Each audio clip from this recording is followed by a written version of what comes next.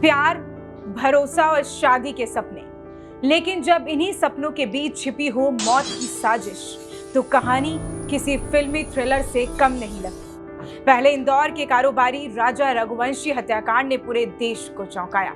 Honeymoon पर गया पति वापस ही नहीं लौटा और जांच में सामने आया कि उसकी मौत के पीछे उसकी ही पत्नी और उसकी प्रेमिका मौजूद थी।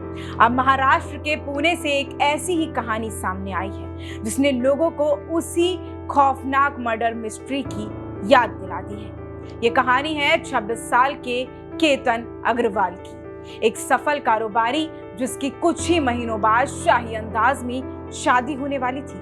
करोड़ों रुपए खर्च होने थे, चार्टर्ड प्लेन बुक हो गए थे, प्री वेडिंग शूट की तैयारियां चल रही थी, लेकिन उसे कहाँ पता था कि जिस लड़की के साथ वो जिंदगी बिताने के सपने देख रहा है वही उसे मौत की खाई तक ले जाने वाली है। तो आखिर कैसे प्यार का ये रिश्ता खून की साजिश में तब्दील हो गया और क्यों इस कहानी की तुलना इंदौर की सोनम रघुवंशी केस से की जा रही है। एक तरफ शादी के कार्ड छपने की तैयारी, दूसरी तरफ मौत का प्लान।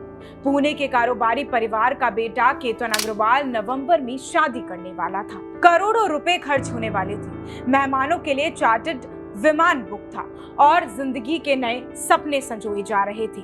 लेकिन केतन को क्या पता था कि जिस मंगेतर का हाथ पकड़कर वो भविष्य देख रहा है वही उसे मौत के मुहाने तक ले जाएगी। पुलिस के मुताबिक केतन की मंगेतर सिया गोयल अपने प्रेमी चेतन चौधरी के साथ रिश्ते में थी।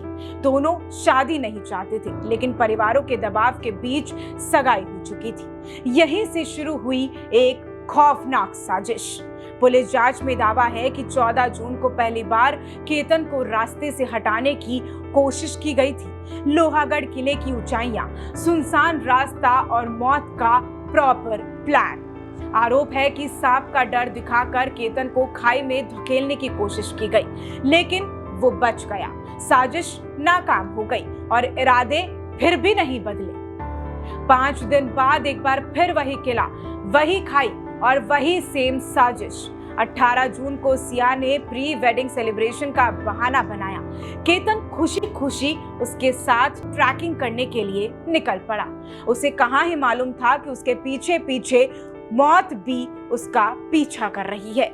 पुलिस के मुताबिक किले पर पहले से मौजूद चेतन भी मौके पर पहुंच गया और मौका मिलते ही करीब 400 फीट गहरी खाई और एक जोरदार धक्का।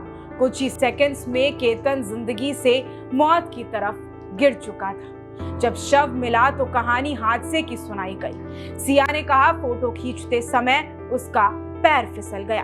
पुलिस ने भी शुरुआती तौर पर इसे दुर्घटना माना, लेकिन कहते हैं कातिल कितना भी शातिराना क्यों ना हो, कुछ ना कुछ सुराग छोड़ ही जाता है। फोन रिकॉर्ड्स खंगाले गए, सोशल मीडिया चैट्स देखी गई और फिर खुलने लगी साजिश की पर्दे। जांच में सामने आया कि सिया और चेतन लंबे समय से संबंध में थे। इसके बाद पुलिस ने चेतन को हिरासत में लिया और पूछताछ शुरू कर दी। पूछताछ आगे बढ़ी तो शक यकीन में बदल गया और फिर गिरफ्तार हो गई सिया गोयल। ये कहानी सुनकर लोगों को इंदौर के राजा रघुवंशी हत्याकांड की याद आ गई। वो मामला भी प्यार, धोखे और मौत की ही दास्तान था, जहां पर राजा रघुवंशी अपनी पत्नी सोनम के साथ हनीमून पर मेघालय गए थे।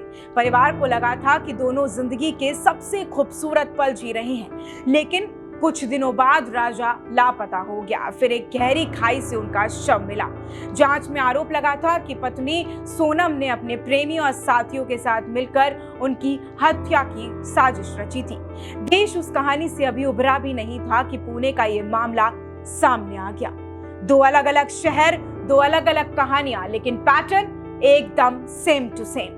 पहले प्यार का दिखावा, फिर शादी की तैयारियां और आखिर में खाई के किनारे रची गई मौत की साजिश।